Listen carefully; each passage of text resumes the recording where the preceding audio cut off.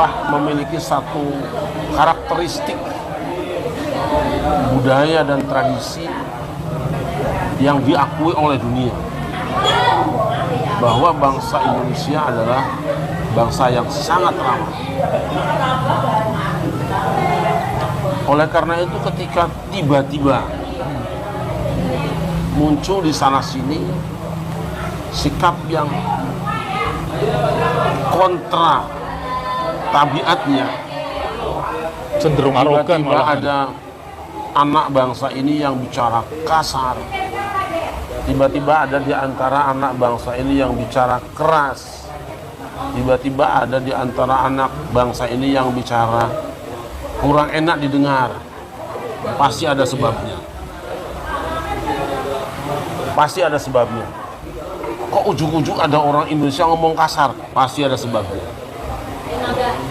Dan biasanya kalau istilah orang Sunda itu, ini bahasanya KDM, bangsa Indonesia itu layar aisan. Jadi panjang kain gendongannya, panjang kesabarannya, memaafkan gitu. Nerima sabar. Oleh karena itu ketika muncul statement yang kasar, yang kesannya itu menyerang orang, pasti itu karena sudah ada batas kesabaran yang dilewati oleh orang-orang yang memang berbuat tidak baik terhadap mereka. Ya. Nah, ketika terjadi ketidaksabaran, tiba-tiba ngomong si A adalah anu, tanya. Dia kalimatnya tidak berdiri sendiri. Pasti karena ada penjualnya. Di bangsa ini ada pembeli yang baik. Ya. Gampang terima. Ya, ketika orang lain bicara santun, insya Allah anak bangsa ini jauh lebih santun, bisa titeni. Tetapi ketika ada orang bicara kasar, merendahkan, melecehkan kepemimpinannya, atau menganggap enteng negaranya, tidak sulit juga bagi mereka bicara yang tidak halus lagi. Iya. Nah itu yang harus disikapi. Nah tentang pernyataan Gus Fuad Pleret, satu saya ingin sampaikan bahwa memang kelakuannya begitu, orang itu tuh begitu. Cara ngomongnya begitu ceplos-ceplos. Iya. Loh kalau suruh ngomongnya santun, baik-baik itu bukan Fuad namanya. Iya. Sama dengan Gus Miftah, ini orang guyon itu Miftah. Nah, punya brand masing-masing. Punya brand masing-masing. Meskipun saya tidak setuju, tolong garis bawahi ya. Saya tidak setuju bahwa setiap yang kita rasakan itu diungkapkan seutuhnya. Mbok simpen separuh, ya kan? Simpen separuh, keluarkan separuh. Yang separuh nanti ada harinya, gitu. Simpen peluru. Ngomong sih biasa saja, motong ayam kan tidak harus suaranya kenceng asal tajam goloknya. Tapi lagi-lagi memang begitu, Gus Fuad itu begitu. Nah, lalu bagaimana responnya? Respon itu akan muncul tergantung kepada siapa yang mendengarnya. Jika pernyataan itu diterima orang-orang yang lapang dada, dia tentu akan disamperin. Karena piye. Tapi kalau diterima oleh orang yang sempit juga dadanya, sumbu pendek, ya akhirnya kan antara bensin dengan api ketemu. Kalau ada bensin, ya kita juga harus menjauhkan rokok yang sedang kita isep dari dia, gitu loh. Nah kalau menurut saya, ya saya tidak mengatakan Gus Fuad itu benar. Ucapannya mungkin benar, tetapi bahasanya tidak pas, gitu loh. Tapi apakah selama ini juga ada, mohon maaf ya, habaib yang tidak menjelek-jelekan bangsa Indonesia? Presiden sebut Joko Dok, gitu? Maaf lah. Gus Dur buta mata, buta hati. Teman-teman kita yang mengatakan apa Hasyim Asy'ari itu bukan apa-apa, orang bodoh kok. Nah, itu cukup banyak kok. Dan peristilahan itu hidup ketika masyarakat kok cebong, kampret, Padahal macam-macam muncul. Siapa sih yang mulai? Coba kita putar kembali. Iya. Yang memulai dalam ceramah-ceramahnya itu nyebut kotes, lonte, itu siapa coba? Gitu loh. Jadi mohon kita berimbang di sini. Jangan menanggapi yang terakhirnya, tapi proses kita melakukan apa selama ini. Kenapa terjadi seperti itu? Iya. Ada orang tokoh nyebut bebek lumpuh. Masya Allah. Katanya profesor. Nah ngomong ke yang dokumen, nggak usah profesor, goblok juga bisa. Iya. Jadi, tolonglah. Kapan mau dimulai beresnya ini? Tapi panjenengan semua sudah menanam itu. Menanam kebencian, oh cuma beda pilihan gubernur, walar si kafir-kafir ke, cuma beda presiden, wah di musyrik ke. Iya. Termasuk yang sekarang saya banyak komentar tentang KDM ini. KDM itu agamanya sangat Islam.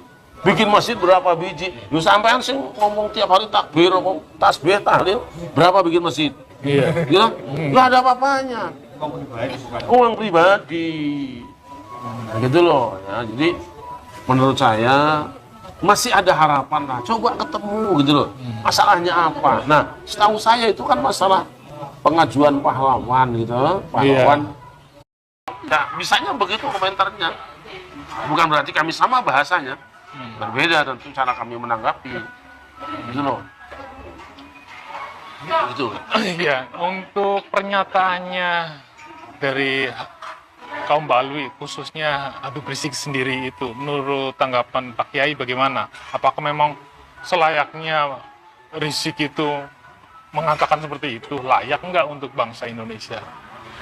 Ingat ya, ketika pasukan Badar sudah saling berhadapan, ini saya ingat sejarah ini. Kaum Quraisy sudah di depan, kaum muslimin juga sudah di depan berhadapan. Senjata sudah dipegang, pedang sudah keluar, tombak sudah diangkat. Tinggal tiup trompet, Kanjeng Nabi ke depan. Kanjeng Nabi ke depan. Apa dia bilang? Saudara-saudaraku, kalau bisa kita jangan berperang. Kasihan anak-anak kita menjadi yatim, kasihan istri kita menjadi janda.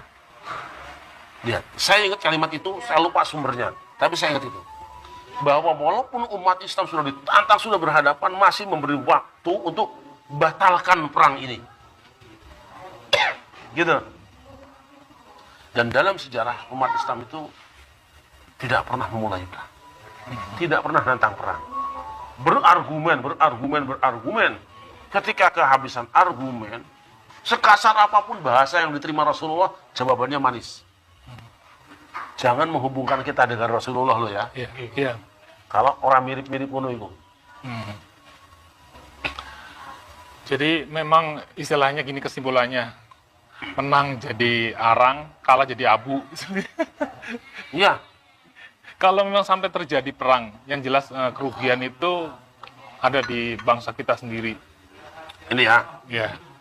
Ini persoalannya kan antara bangsa Indonesia dengan saudara-saudara kita dari kaum Ba'alwi yang ada di sini, yang kewarganegaraan mereka sendiri belum ada di Indonesia. Jadi mereka belum dianggap warga negara Indonesia. Masih statusnya WNA.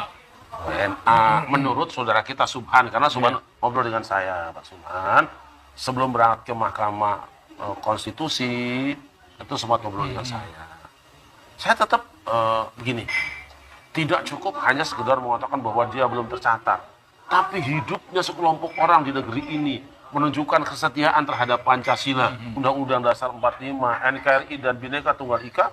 Saya kira lebih utama daripada orang yang secara formal sudah resmi tertulis tanggal sekian jadi orang Indonesia, tapi tidak punya komitmen ini, gitu loh. Kalau saya ambil jalan tengahnya, nah, karena muncul keinginan untuk mengangkat seseorang menjadi pahlawan pada saat ini kalau nggak salah, Saifullah Yusuf yang ngomong kan, Saiful mikir kamu semua, tidak pas waktunya, gak bisa ngomong yang lain sampean, bisa sampaikan ini. Apa nggak ada omongan lain? Dalam kondisi masih panas persoalan nasab ini, kok sampean ujuk-ujuk menawarkan pahlawan? Apa nih sampai ini? Bisa terus terang kesel. Iya. Kita sedang mencoba meredam, mendinginkan, menyejukkan supaya selesai. Semuanya selesai. Kok sampai enak wae menawarkan pahlawan. Itu menyinggung perasaan pribumi loh. Juga mengkhawatirkan perasaan kaum Balawi. Iya. Seolah-olah dibom mereka. Timingnya nggak tepat istilahnya. Sampai nggak bisa ngomong yang lain tuh. Saya khawatir karena wajah NU ada di sampean juga. Tolonglah. Ngomongku sing manfaat buat bangsa ini.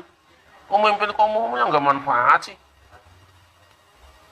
Kalau menteri apa sih manfaat dengan kementerianmu? Itu loh. Nah, saya khawatir kalau ini diangkat. Kemudian anak-anak bangsa sadar bareng. Pagar yang kita pasang jebol. Iya. Kalau sampai anak-anak bangsa sadar, lalu bareng semua bergerak, lalu ada pengusiran, bagaimana? Lalu tiba-tiba ada gerakan konsensus bersama, bikin tanda tangan se-Indonesia, pertahankan atau usir, itu kan rame soalnya. Iya. Itu bukan budaya kita. Kita akan kehilangan budaya santun apabila dipancing-pancing. Saya mungkin ngomong kasar sama Cak Epul tadi itu juga karena sampean juga sih. Orang mikir loh. Dalam kondisi seperti ini, udah PBNU-nya juga hancur-hancuran. MUI-nya juga lumpuh. Sangat nyebut orang loh ya. Ini semua kan gara-gara NU dan MUI. Iya. Tidak tegas dalam. Kalau dari awal ucapan saya, panggil Kiai Iman, panggil Kiai Abbas, panggil semua, pertemukan atau bahas di MUI, selesai. Gimana? Kalau nggak MUI, karena MUI kan macam-macam di situ kepentingannya. NU lah. Kiai Iman tuh orang NU, Gus Abbas tuh orang NU. Panggil sebagai anak kandung. Jangan sibuk jagain anak tiri. Anak pungut. Dia ora genah mikir awakmu apa ora. Gitu loh.